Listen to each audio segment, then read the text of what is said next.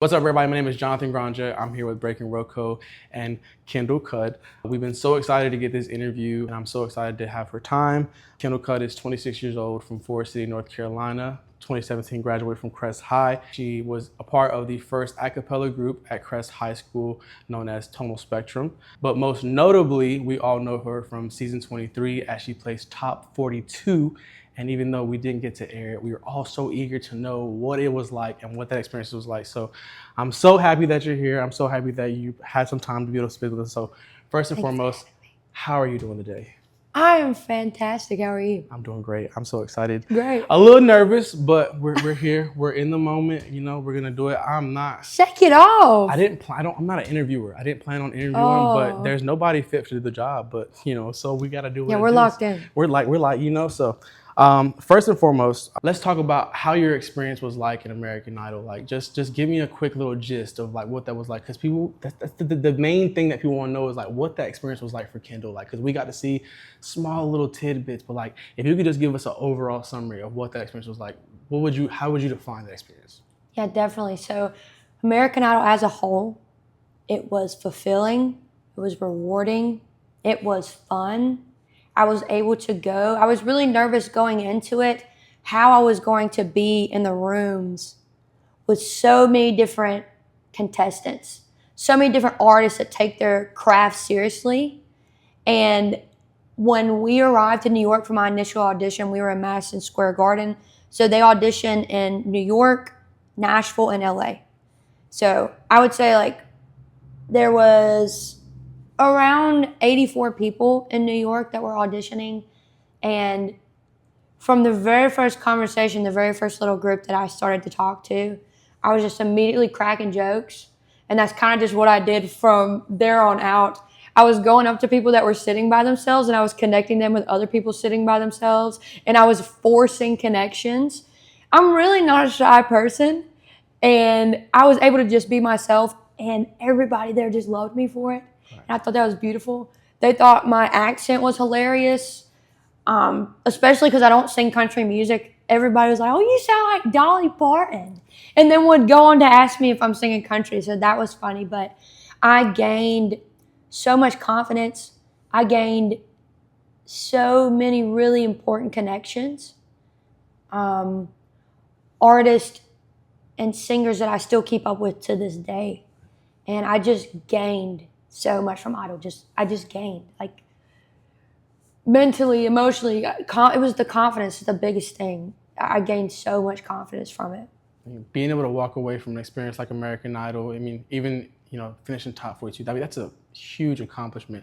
But your attitude on just still being positive, even though you didn't make it all the way, people didn't get to see you on TV like that. Like you saying that this was more like a work of ministry. Like I want to definitely talk about that a little bit more, about how, going in there, that bond that you guys had with all the contestants, like even off camera, on camera, it was so deep. And I feel like that with your journey, it was like so connecting. It was so fitting. Like who else to be in that room than Kendall? Like it was so nice to be able to see that. But before we get into all that, I want to kind of backtrack a little bit and go back to 2022. We had this conversation about rebranding. Like, tell me about that rebrand and the reason why we can't hear the song T right now. Like, let us know, like, can we please understand the logic behind why we can't have, okay, no, I'm sorry. Take us back to... The production was trash. No, it had to leave. It was not. That was for Gina. There's literally no way I could listen to that song right now and be okay with it being out on all platforms. You don't have to. It was beautiful at that time, and it's not for now. Still a good song. Okay, thanks. We need to have that song. We're going to petition. I'm going to start a petition right now. I don't even know how to get it. To get that song back, we're going to find out. We're going to recreate it, remaster it, re-bring it out. We're going to re-sing it, everything, guys. We're going to start right here. Anyways, just that rebrand. Talk to me about that switch from Cudd to Kendall Cudd, and what was that like? Then you come out with the song Wednesday and the meaning behind that song. What was that whole process like for you? I really dropped Wednesday for fun. I really did. I was just like, you know what? I haven't recorded or released music in a really long time. I'm just gonna drop this and see what it does. And it was fun. And there's a fly around me. Is it still there? I think it went away. So I really just released Wednesday for fun, and I can't remember if I think I went under Kendall Cudd for that song. So that was my first technical rebrand, but I loved it. I love the day when you release music and everybody's posting it to their story and they're like, oh, I love this, or they post a little video singing in the car. That's so much fun. But it was 2024 when I decided to really rebrand, really lock in, and commit my entire life to pursuing artistry. And in between that break, between 2022 and 2024, whenever you was able to meet most of the producers that you're working with now, like how was that process like, and what was that gap like, and how did that experience, working with the church groups and the ministries and stuff like that, how did that kind of mold you and get you prepared for the stuff that you did recently? Right. So when I was working in church and in ministry, I was on stage every week leading people into worship, or even if it wasn't singing and it was teaching a Bible study or doing social media behind the scenes, I was always doing some type of production. And I'm going to tell you what changed in my mind from that gap to absolutely just going for it and sending it. I truly used to believe, kid you not, I used to believe that if God wanted me to be an artist, that it would happen. No work, nothing. That it would just, somebody would knock on my door and be like, I want to sign you today. And I don't know where I got that from, and I don't know who taught me that or how that got in my head. But truly, I didn't go after it. I didn't take it serious. And another thing that happens with me is when I am in a relationship with somebody or I'm entertaining something, I love so deeply that I pull back from doing music because I'm giving everything to support that person emotionally or whatever it may be. And so January 2024, I was in the trenches mentally. I left working in ministry or within the four walls, and I did not know what to do because I committed the entire first part of my 20s to that. And I literally only knew church. And I was just like, what's next for me? Lord, where am I going with this? And that's when I was like, you know what? I've done music at every different capacity besides just pursue artistry. Write music, record it, take it seriously. What would happen if I actually put the work, the time, the money into it? Right. So my perception changed. And I went from thinking that I had an okay voice and that if something was meant to happen, it would happen, to believing that I am called and this is my purpose in life. And I am not only good enough, but I have something very unique and I have something very different. And I have a gift to write music, and I have a personality that can carry an artistry, and I have the vocal ability to achieve whatever I want. Right. And that's tough to say, and it's tough for people to hear sometimes coming from a small town. It could be perceived as me being conceited. Mm-hmm. But you are your biggest advocate. You are your biggest fan. If I don't believe that I am good enough to put this music out, how can I sell it to you? Right. I truly believe I can do this. And I will put the work in to prove it and to back it up every time. That's what changed. From Kendall this past year to anything before that, I was doing music because I love music. I love the sound of it, and I love to sing, and it's fun. Now I do it because I remember young Kendall at my little age, and I would watch the Grammys every year, and somebody I didn't even know would win a Grammy, and I would cry. Why would I cry? Because something inside of me when I was young felt like I could do that. So I am proving to my younger self that I can do that. And if it never happens, I worked very hard to try to get there. Right. So that's what shifted really in me. That transition between 2022 and 2024. And then that kind of leads us to the trilogy, one of my favorite little bodies of work recently. And like, you've been on fire since then, on a tear. Thank you. With those 3 songs. Just kind of take me through that creative process behind it. I know we talked about it a little bit beforehand, but just share with us a little bit more about, the thought process behind those songs, and how does that creative journey even come about? Right. So the creative journey most of the time happens in the shower. Sometimes it happens in the car. Sometimes it happens at work. I pull my phone out real quick and I got a lyric and I just type it in. There's nothing cute about the way I write music. But the songs that I released in 2024, they are introducing you to Kendall vocally. So where I stand vocally, For Myself was a vocal song. There's not a lot of instrumentation in that. There's not a lot of harmony. It's literally me, guitar. I want that song to sound recorded how it sounds live. The meaning behind that song, I'm going after this. Nobody's going to get in my way. I have to do this for myself.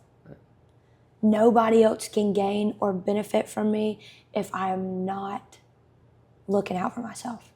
Right. And then you pivot into Winter Life Crisis, which was a little Winter more Life like Crisis. Middle life.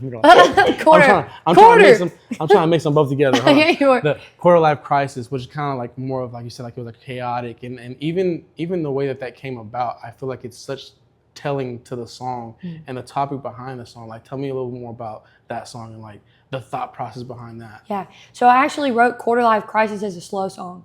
I wrote it in bed one night, and I definitely just pictured me and a piano with that song, actually. So the demo of it is slow. Right. And then I was listening to funky music, and I'm like, wait.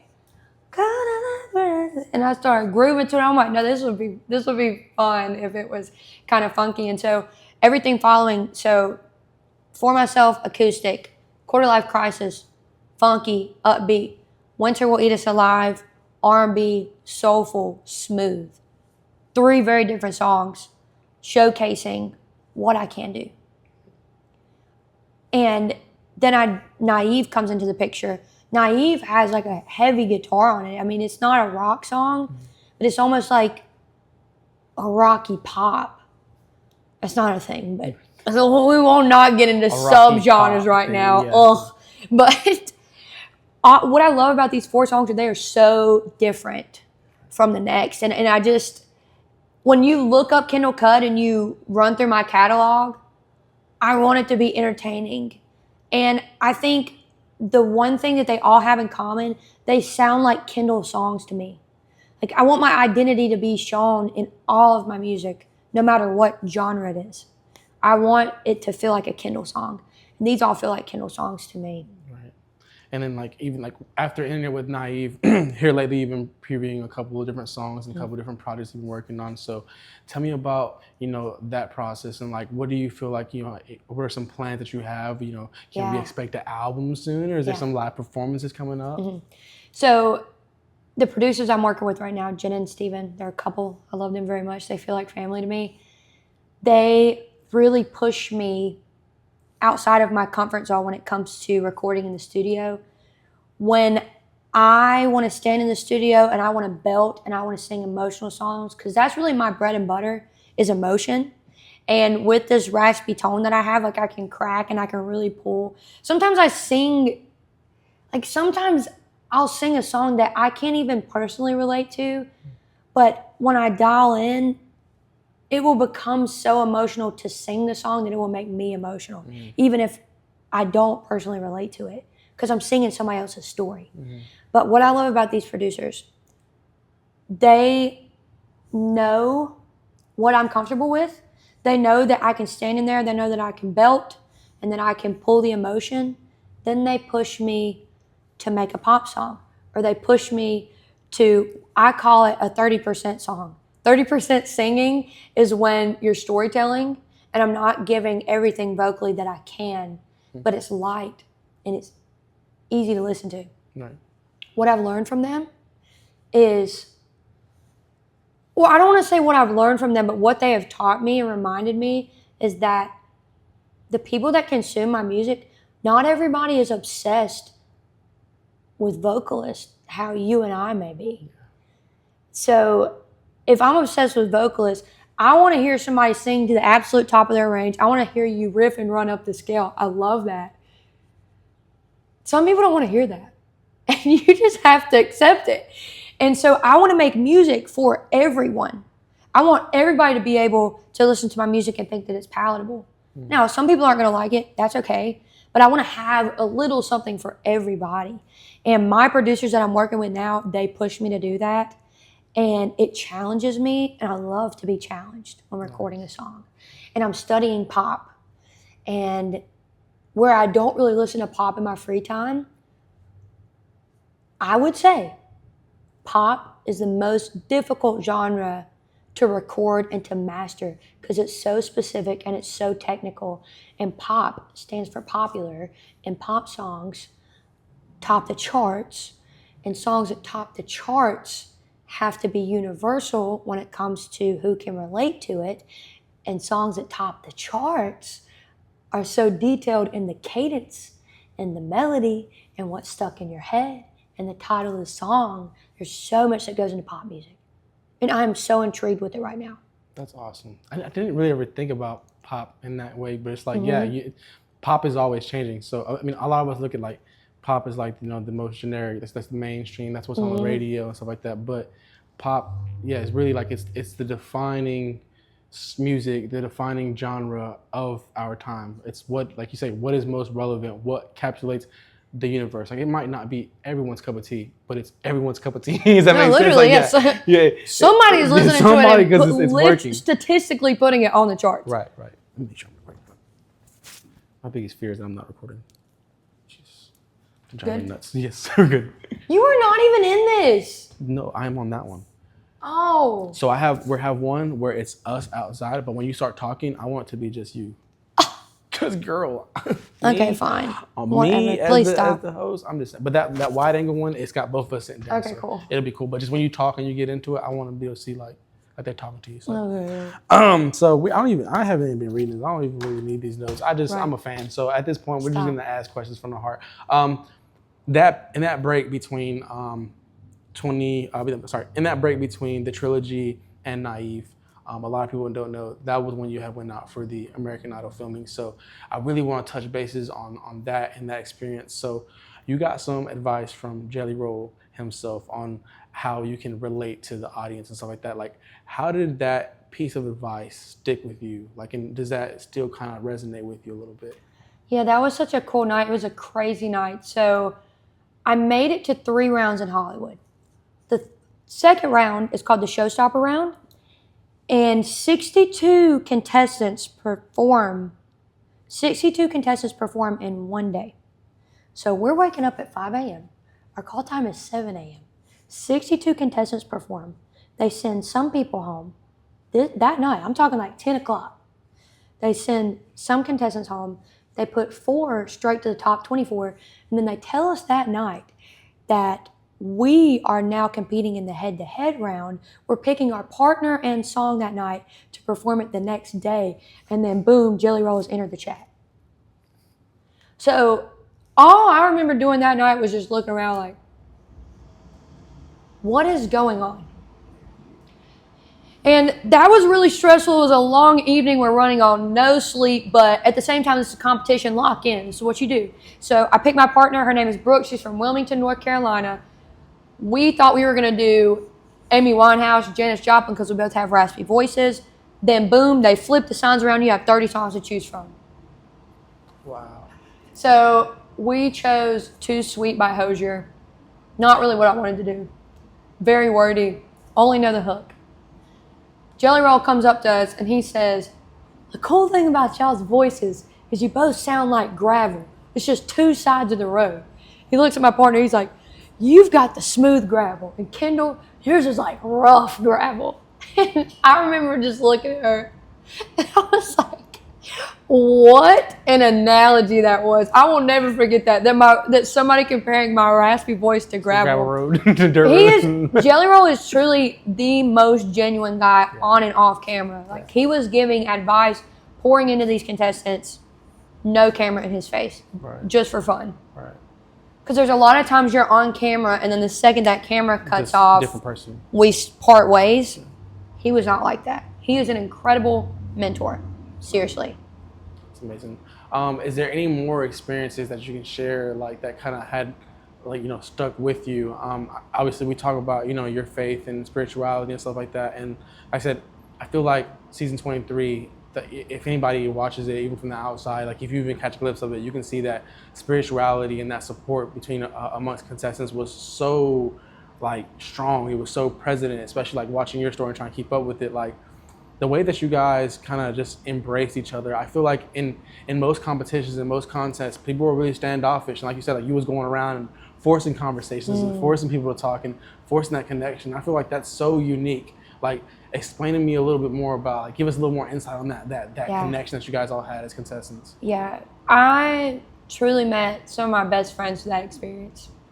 And you have to remember it, we're all in the same boat in this competition. So yes, in a way, you're in the room and looking at your competitors, but it never really felt like that to me. I was never scouting who I'm trying to knock out because they're family. Like, two of my best friends on the show, Sonny and Shay, they're both from the UK.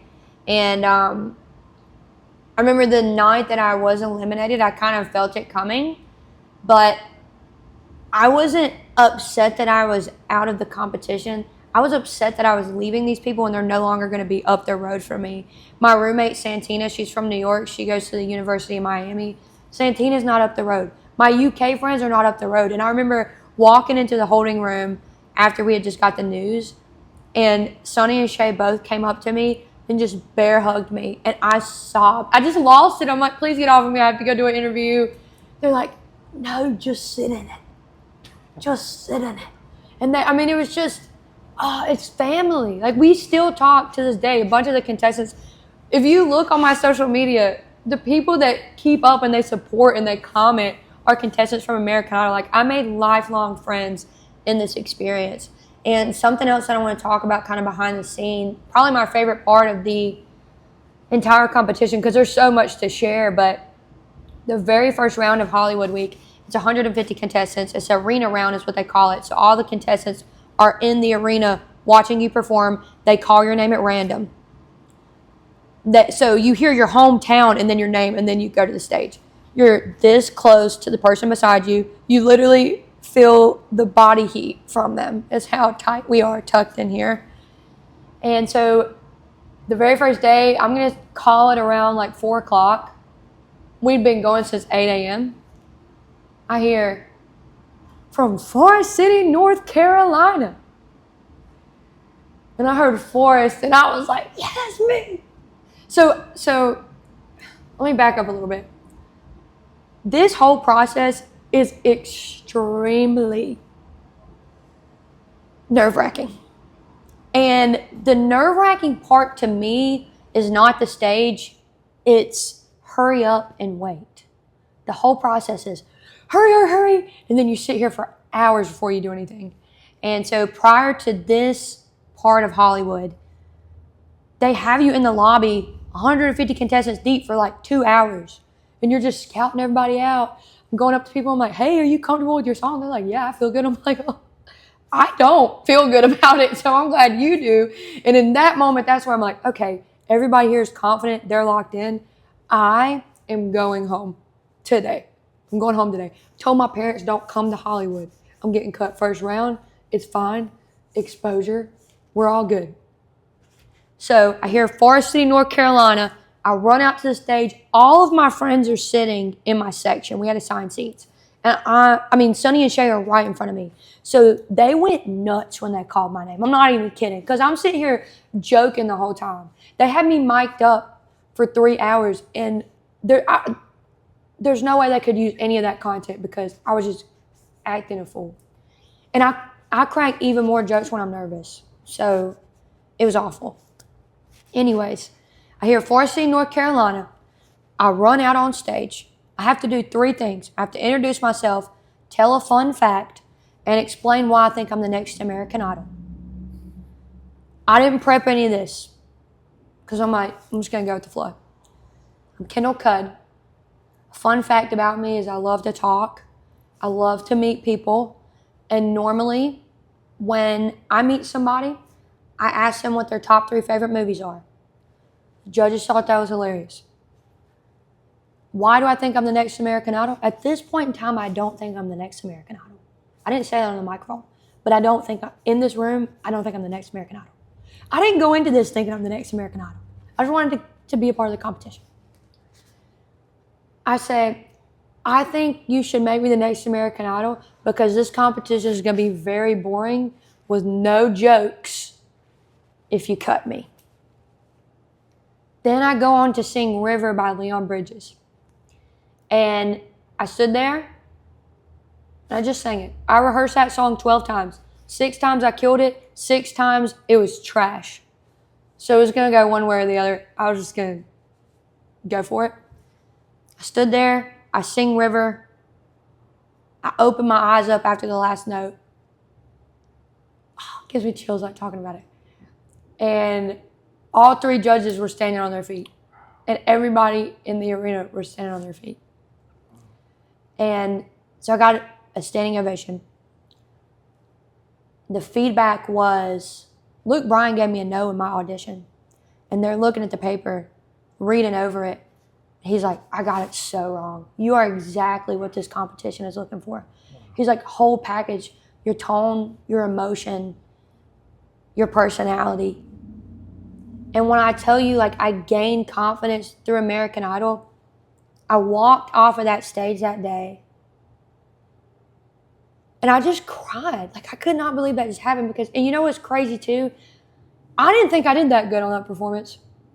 So when I say I gained confidence, my worst, somebody else still thinks is good. Yeah. So we cannot be so hard on ourselves. Right.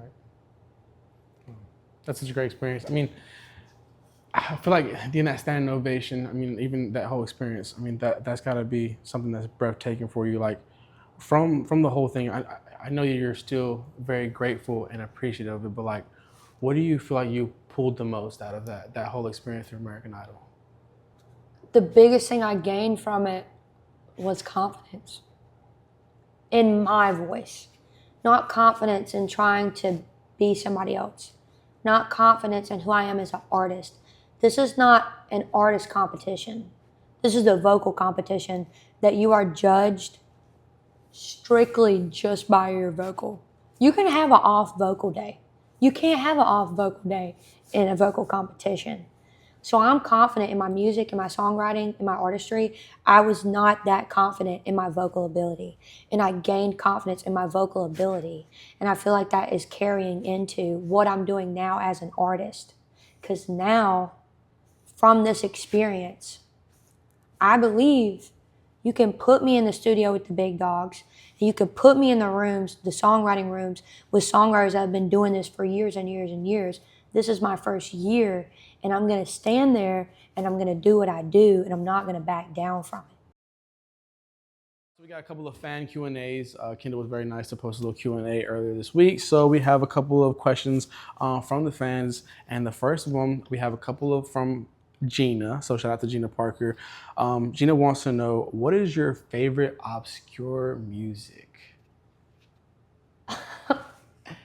There has to be something strange. Like, give me like the Shrek theme song or like some Japanese 70s music. What is something strange that you'd be like, what? You listen to that? What is that one song? You know how people say, I listen to everything?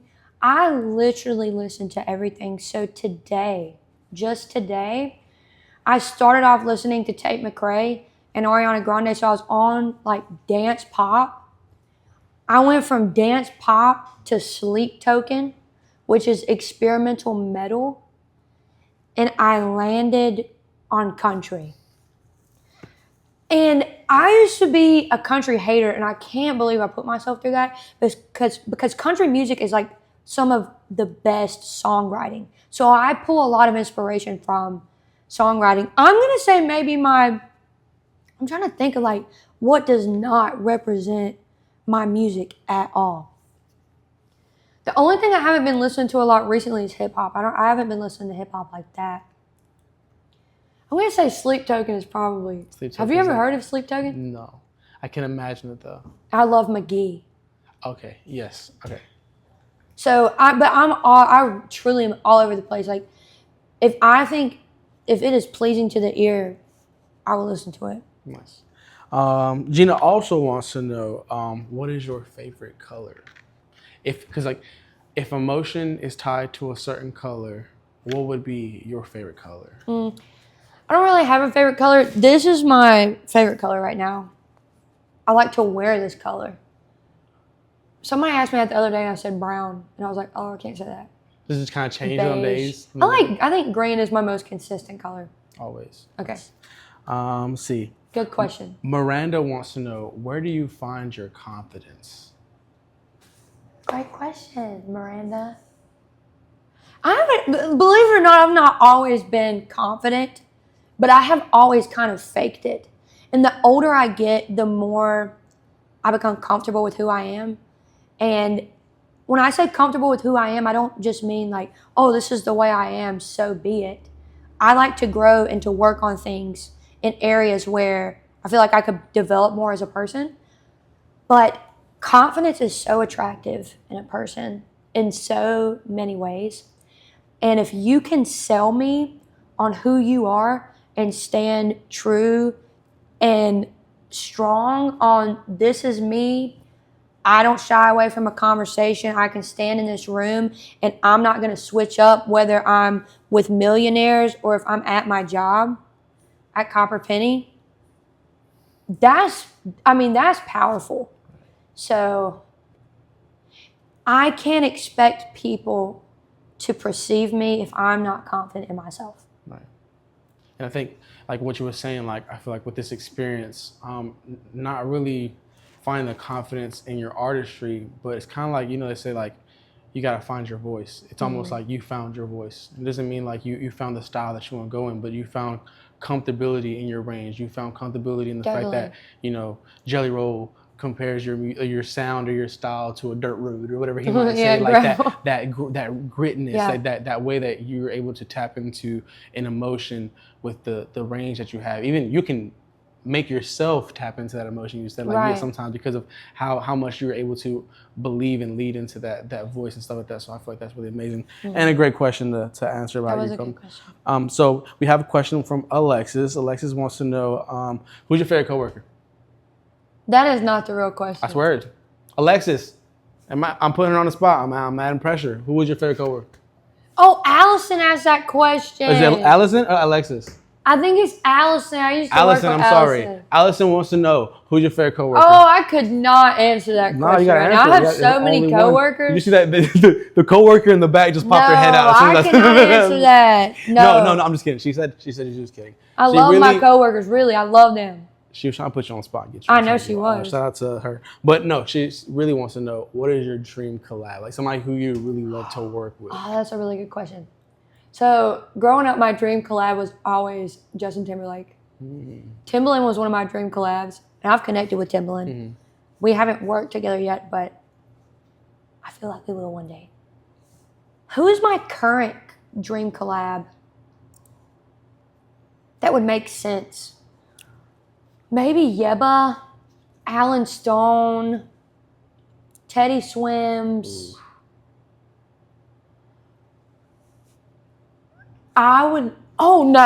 Dream before she retires. Adele. Are you kidding me? She doesn't even collab with people, so that's my dream collab. Because that's like an actual dream. Getting an Adele feature would be like the toughest compliment. I don't even think that exists. That's not even a real thing, Adele feature. I don't think people get that accomplishment. I know. That's a really good question, though. There's so many people I want to work with. So I think it's Daryl. Daryl wants to know what that California experience was like. Like, was the stuff paid for? Like, did you have to, make your own accommodations? Like, how was the traveling, the back and forth? Like, what was that whole thing? Because I'm sure you've been to New York. You said you had experience going to New York. So, like, what was that Cali trip like? Right. So that was my first time in LA. That was actually my first time out west at all. It was my second time on an airplane and my first time flying alone. And so everything is covered when you make it to Hollywood on American Idol. They send you money for food. They cover that. They put you up in a nice hotel. We were in the Biltmore Hotel, which is where they filmed Ghostbusters and a lot of other movies. It was really cool. And here's the thing. You are going to have some type of free time within this experience, but if you care about your vocal health, you're going to take your tail to bed. And that's really hard for me because I love to talk and I love to chat and to hang out and to make connections. But I'm like, Kendall, if you're going to make it multiple rounds in this competition, because it's back to back to back, Once you make it past the first one, you go to sleep, you're on to the next. You got to sleep it out. So I actually didn't really get to explore LA that much. I kept it in the hotel, just around to get food and coffee, but it was awesome. I had so much fun. It was beautiful. Nice. So then next question, or then the last question I believe we have here is from Austin. Shout out to Austin LaForge. Wants to know, what is next? What can you tell us? What can we expect? I know that you said you've been studying pop, so maybe we can probably expect some more pop projects. But what would you like to anticipate? Can you tell some people of future endeavors that you plan to have? What is next for Kendall Cudd? I may be relocating soon. I will continue to write and record as much music as possible. I don't know exactly how I'm going to put it out yet. I'm also writing for other artists. And there's a lot more that I just cannot share yet. But I'm telling you, if I were you, I would turn my notifications on. If you're betting money, I would bet on me, because we have got some crazy stuff going on. And honestly, I just want to give glory to God right now too, because the things that are happening in my life at this moment, these are things I have prayed for years. Hold on. Hey guys, we're closed. Oh, you are? Yeah, we're filming right now. Sorry. That just happened. Yeah. Put that in the blooper. Tell me a little bit about like growing up in Forest City. Because I know you did grow up. You're from Forest City, then you eventually ended up going to Crest. But how did that experience, growing up around small town friendly and hanging out with these friends and stuff like that? Like how did that kind of shape your upbringing and stuff like that? Yeah. I am so grateful that I grew up in a small town. I'm so grateful for Forest City. I'm so grateful for Rutherford County. I have to shout out Cleveland County a little bit too, because that's where a lot of my friends are and where I went to school and everything. But the connections that I have here are so personal and they're so special to me and they're so intentional, because I have people in my life that have been in my life since I was a kid. And I wouldn't have those connections had I not grown up in this area. It has taught me humility. It has taught me manners. You go to bigger areas and around different people, and just the way that they move is so different from what we've ever experienced. You walk into a restaurant or a grocery store around here and you're talking to everybody. You're ducking if you don't want to talk. You're waving at everyone. You're waving at people as they pass down the street. And then, as I got older, I started working on Main Street in Forest City at Copper Penny. And in the service industry and just working here, I have met so many people. I've gained so many connections. December this past year, I had my very first show locally at the Twisted Pair, and we absolutely packed it out. And it just meant so much to me that people I grew up with, like the connection, I looked around the room, and I had my coworkers right here. I had my family right here. I have my lifelong friends over there. I have people I just met over here. I have customers over here. I had a little bit of everybody there that showed up and supported me. Like, knew my songs, sang my songs at that show. And I just don't know if I could have that type of support if I didn't grow up in a small town, specifically Forest City. Forest City has come a long way since I was a kid as to where it is now. The Christmas lights in December come on, and it just brings me so much joy to drive around and to work here and to see that we're on a 2-hour wait, or just to see that people are walking around town with their kids, just getting to experience this small Hallmark town. So there is so much beauty to growing up in a small town. I will never take that for granted. And though I will be relocating to pursue my career, I'm still rooted here.